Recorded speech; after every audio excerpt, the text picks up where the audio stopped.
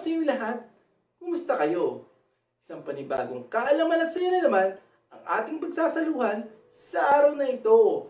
Kasama niyo pa rin ang inyong gurong lingkod, si Ginoong Ricardo Nugas. Tara na, tuklasin natin ang mundo sa asignaturang Pilipino. Bago tayo magsimula, siguraduhin hawak na ninyo ang inyong mga self-learning modules sa Pilipino at maghanda ng ballpen at papel para sa pagsasagot sa ating mga gawain. Ngayon ay nasa ika-4 na markahan na tayo. Ang una nating tatalakayin para sa Aralin 1 ay ang kahulugan at katangian ng korido. Sa aralin ito, ating matututunan ang definisyon ng awit at korido. At tayo maglalakbay sa iba't ibang kaharian sa mundo ng Ibong Adarna. Makakakilala tayo ng mga hari at reyna, prinsipe at prinsesa na tayo mga ipaglaban sa mga kakaibang nilalang. Sa daloy ng ating aralin, naasahan na magagawa mo na may pag-unawa ang mga sumusunod na kasanayan. Una, ay nailalahad ang sariling pananaw tungkol sa motibo ng may akda sa bisa ng binasang bahagi ng akda. At ang ikalawa naman ay naibibigay ang kahulugan at katangian ng korido. Ang bawat sagot sa mga pagsasanay at gawain ay ilalagay sa nakalaang sagutang papel. Handa ka na ba? Tara! Alam ko na sasabi ka na magbasa. Pero bago yon, atin munang sagutan ang paunang pagsubok. Basahin natin ang panuto. Panuto. Tukuyin ang salitang nagpapamali sa pangusap at ibigay ang tamang kasagutan. Para sa unang pangungusap, ang awit ay may 8 pantig sa bawat taludtod. Para sa unang pangungusap, alin kaya ang salitang nagpapamali? Tama! Ang salitang nagpapamali sa ating pangungusap ay ang salitang awit. Ano naman ang tamang kasagutan? Magaling! Ang tamang kasagutan ay korido. Ang korido ay may 8 pantig sa bawat taludtod. Para naman sa ikalawang bilang, ang himig ng korido ay mabagal o banayad na tinatawag na andante. Ano kaya ang salitang nagpapamali sa ating pangungusap? Tama! Ang salitang nagpapamali ay ang korido. Ang tamang kasagutan naman ay ang awit. Ang himig ng awit ay mabagal o banayad na tinatawag na andante. Para sa ikatlong bilang, ang korido ay sadyang ginawa para awitin at hindi basahin. Ang salitang nagpapamali sa ating pangusap ay korido. Ano naman ang tamang kasagutan? Ang tamang kasagutan ay awit. Ang awit ay sadyang ginawa para awitin at hindi basahin. Para naman sa ika-4 na bilang, mayroong supernatural na kapangyarihan ang mga bida sa awit. Ang salitang nagpapamali sa ating pangusap ay awit. Ang tamang kasagutan naman ay korido. Mayroong supernatural na kapangyarihan ang mga bida sa korido. Para naman sa ika-5 bilang, ang popular na halimbawa ng korido ay ang Florante at Laura. Ang salitang nagpapamali sa ating pangusap ay korido. Ang tamang kasagutan naman ay awit. Ang popular na halimbawa ng awit ay ang Florante at Laura. Magaling! Hindi pa nga tayo nagsisimula sa ating aralin, nakukuha niyo na ang mga tamang kasagutan. Ngayon naman, bago tayo tumungo sa ating aralin, tayo ay magbalik tanaw muna at magbalik aral. Handa ka na ba? Para sa ating pagbabalik aral, iguhit ang masayang muka kung ang pahayag ay tumutukoy sa sangkap ng balita at malungkot na mukha naman kung hindi. Para sa unang bilang, kapanahunan. Ito ay bago pa lamang nangyari o maaring matagal nang nangyari, ngunit ngayon lamang natuklasan. Ano ang inyong kasagutan? Magaling. Ang tamang sagot ay masayang muka. Ito ay sangkap ng balita. Para naman sa ikalawang bilang, kalapitan. Mas interesado ang mga tagapakinig o mambabasa na malaman ang mga nangyayari sa kanilang paligid o pamayanan kaysa sa mga malalayong lugar. Ano ang inyong kasagutan? Magaling. Ang tamang sagot ay masayang muka. Ito rin ay isang sangkap ng balita. Para naman sa ikatlong bilang, kabantugan. Ito ay tumutukoy sa pagiging prominente ng isang tao o sa pagiging kilala ng taong sangkot sa pangyayari. Ano ang inyong kasagutan? Tama. Ang tamang sagot ay masayang muka. Ito din ay sangkap ng balita. Para naman sa ikapat na bilang, kakatuwahan o kaibahan. Ito ay mga pangyayaring di karaniwan tulad ng isang tao na nangangagat ng aso o kaya naman isang hayop na dalawa ang ulo. Magaling ulit. Ang tamang kasagutan ay masayang muka. Ito ay sangkap ng balita. Para sa ikalimang bilang, tunggalian. Ito ay tumutukoy hindi lamang sa laban ng tao laban sa kapwa, kundi maaari ring pakikibakan ng tao laban sa kalikasan o kaya naman tao laban sa kanyang sarili. Ano ang inyong kasagutan? Magaling. Tumpak. Ang tamang sagot ay masayang muka. Ngayon ay darako na tayo sa pagtalakay ng ating aralin. Handa na ba kayo? Ating tatalakayin ang awit at korido, mga anyo ng tulang romansa. Ang tulang romansa ay isang tulang pasalaysay tungkol sa pakikipagsapalaran at kabayanihan. Ito ay galing sa Europa at dinala dito sa ating bansa ng mga Kastila at ng mga Praile. Kung ating babalikan ang ating kasaysayan, ilang taon ba tayong nasakop ng mga Kastila? Magaling. Tayo ay nasakop ng mga Kastila sa loob ng 333 taon. Isa sa mga layunin ng mga Kastila ay palaganapin ang Kristyanismo, kaya ang tulang romansa ay sinama sa ating panindigan. Ang ibong Adarna at ang Florante at Laura ay halimbawa ng awit at korido o mga tulang romansa. Ang mga tauhan sa tulang romansa ay paawang napapabilang sa kaharian tulad ng hari at reyna at prinsipe at prinsesa. Dahil ang layunin nito ay mapalaganap ang Kristyanismo, mapapansin natin na ang mga tauhan dito ay karaniwan lang ang pagtawag sa Diyos at gantimpala naman buhat sa langit sa mga nananalig. Ngayon, ang korido at ang awit ay mga anyo ng tulang pasalaysay, tuwirang impluensya at katumbas ng metrika romansa ng Europa. Karaniwang binibigas ng paawit sa kumpanya ng kutyapi o gitara.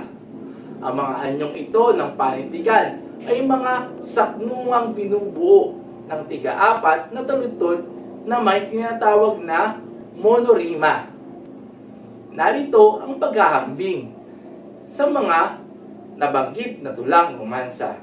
Paghahambingin natin ang dalawang uri ng tulang romansa, ang awit at ang korido. Ngayon, mansinin natin na sa awit, ang awit ay may 12 pantig sa bawat taludtod. Samantalang sa korido naman, ito ay may 8 pantig lamang sa bawat taludtod. Kung papansinin ninyo, mas mahaba ang awit kung ikukumpara natin sa korido dahil mas madami ang pantig nito sa bawat taludtod kumpara sa korido. Ang awit ay sadyang ginawa para awitin sa mga pagtitipon, samantalang ang korido naman ay ginawa para basahin at hindi awitin. Ang himig ng awit ay mabagal o banayad na tinatawag nating andante. Samantalang sa korido naman, kapag inaawit, ito ay mabilis ang himig na tinatawag nating allegro dahil maikli ang mga taludtod nito.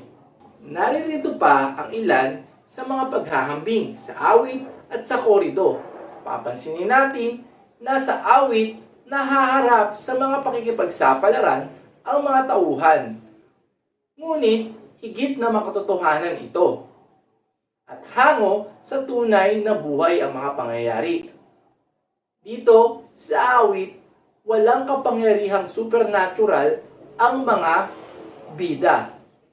Samantalang sa korido naman, ang mga tauhan ay may kapangyarihang supernatural o kakayahang magsagawa ng mga kababalaghan na hindi magagawa ng mga pangkaraniwang tao tulad ng pagpatag ng bundok at iba pang anyo at iba pa.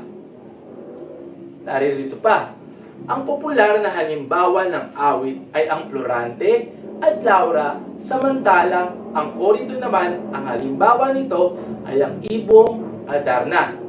Pareha silang may iisang layunin, lumikha ng kahangahangang tauhan na maaaring ituring na bayani na dapat nating tularan.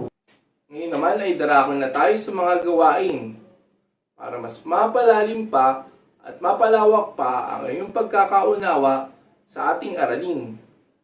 Para sa gawain 1.1, mula sa iyong sariling pagkakaunawa sa katangian ng korido, bigyan mo ng kahulugan ang bawat letrang bumubuo rito.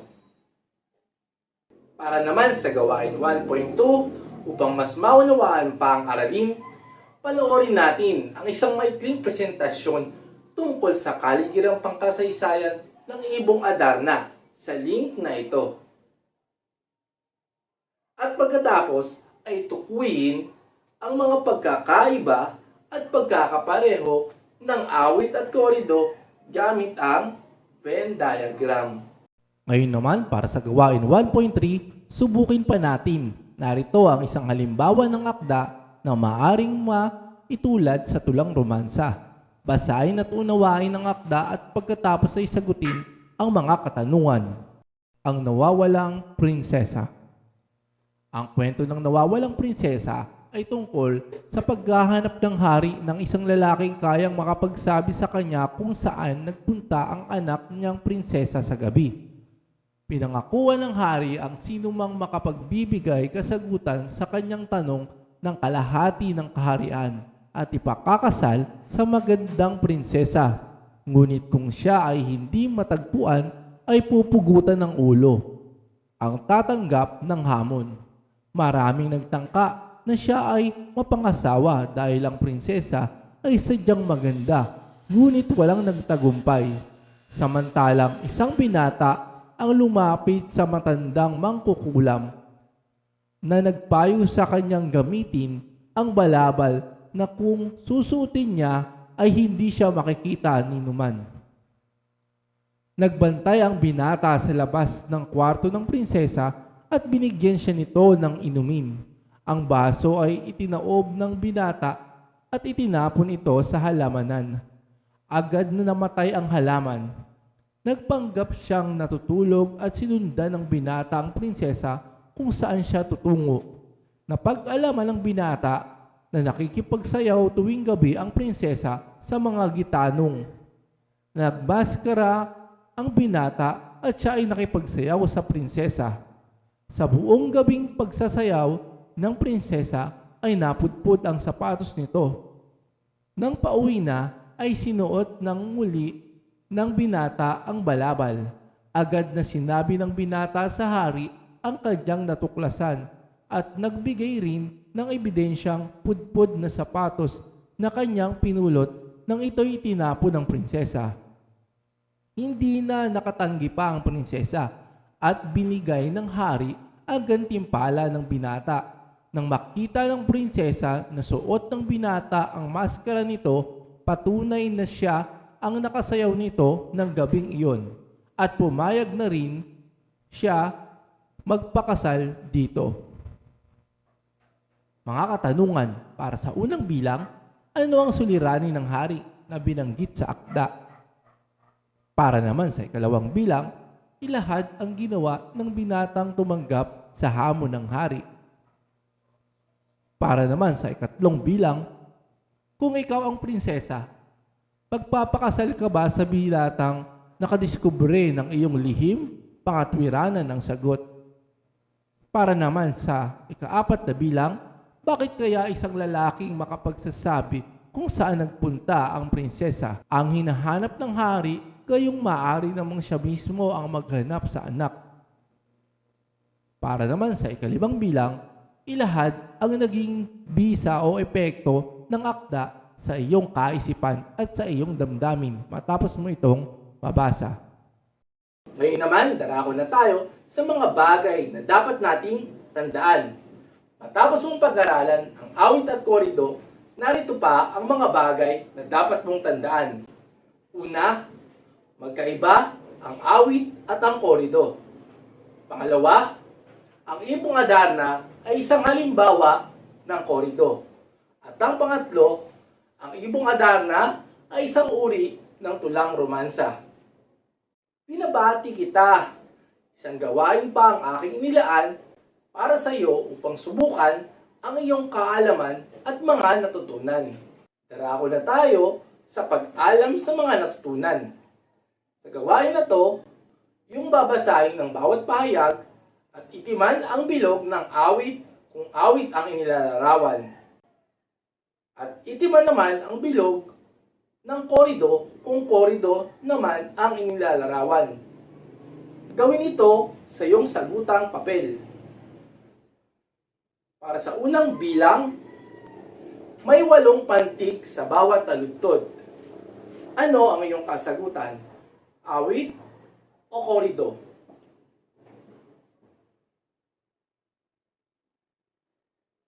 Magaling! Ang tamang sagot ay korido.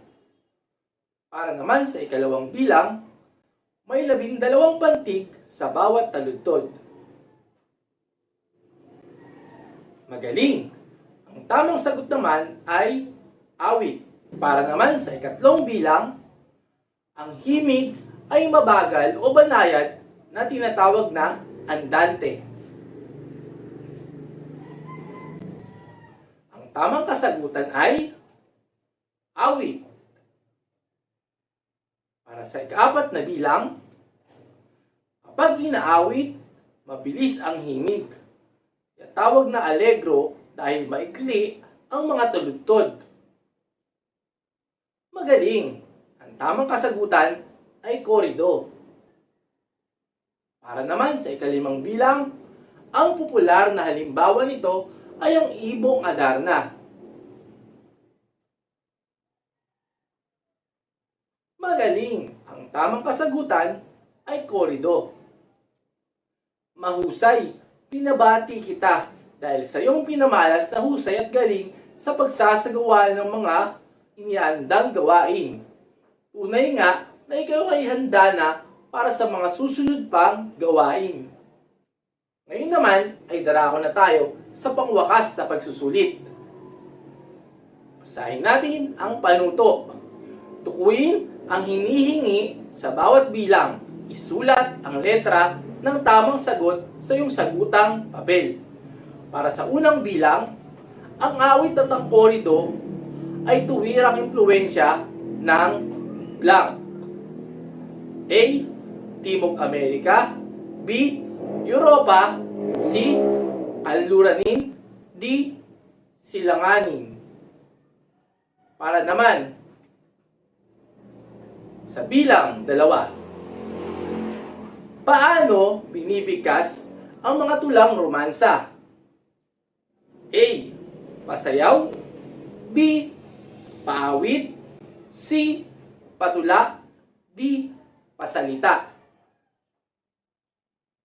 Para naman sa ikatlong bilang, ilan ang pantig na bumubuo sa tulugtod ng isang korido? A. 4. B. 6. C. 8. D. 12. Para naman sa ika-4 na bilang, ang salitang supernatural na ginagamit sa teksto ay nangangahulugang A. Kababalaghan. B. Kamangha-mangha. C. Kakaiba. D. Kapangyarihan. Para naman sa ika-5 bilang, ito ang pangunahing layunin ng dalawang anyo ng tulang romansa. A. Magbigay aral sa mga mambabasa. B. Lumikha ng kahangahangang bayani. C. Ipaalam ang pinagmulan ng mga bagay sa daigdig. At letter D. Magbigay ng impormasyon ukol sa mga bayani ng lahi. Narito ang mga tamang kasagutan para sa number 1, letter B, Europa. Number 2, letter B, Paawit. Number 3, letter C, Walo. Number 4, letter D, Kapangyarihan. At number 5, letter B, Lumikha ng kahangahangang bayani. Magaling! Ngayon ay natapos mo na ang ating pangwakas na pagsusulit.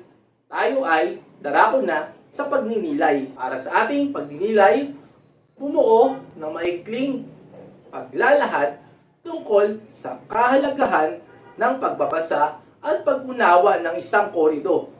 Sundin ang mga pamantayan sa ibaba at gawin ito sa isang malinis na papel. Ngayon, pansinin natin ang rubric sa pagwawasdo. Una, maayos ang pagkakalahad ng mga detalye. Pangalawa, na ipapakita ang maayos na ugnayan o kaisipan ng diwa ng mga pangusap. At ang pangatlo naman ay nakasulat ng isang maayos na saloobin hinggil sa paksa. Bibigyan ka ng sumusunod na puntos. 5 puntos kung taglay ang 3 pamantayan. Kung taglay naman ang 2 pamantayan, ikaw ay makakakuha ng 3 puntos. At 1 puntos naman kung taglay ang isang pamantayan. Binabati kita sa ipinakita mong pagtsatsaga at kahusayan. Kung mayroon pang hindi naunawaan sa module na ito, maaaring may pag-ugnayan sa akin o sa inyong guro. Maraming salamat sa pakikinig.